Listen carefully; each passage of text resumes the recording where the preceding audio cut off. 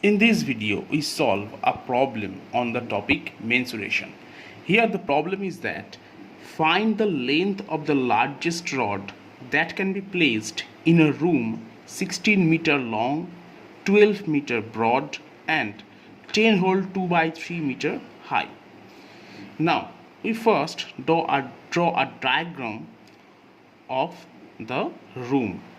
Clearly the length AB is 16 meter, the breadth AD is 12 meter and the height AE is 10 hole 2 by 3 meter. Now clearly the largest rod must be placed along a diagonal of the room. Now the diagonal or one diagonal is EC, and we know the formula for the length of the diagonal of a room, which is a cuboid having length A,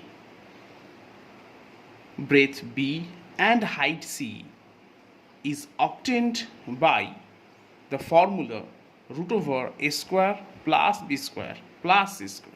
Therefore, in this problem, the length of the diagonal, that means the length of the rod, is given by root 16 square plus 12 square plus 10 whole 2 by 3 whole square and root over this.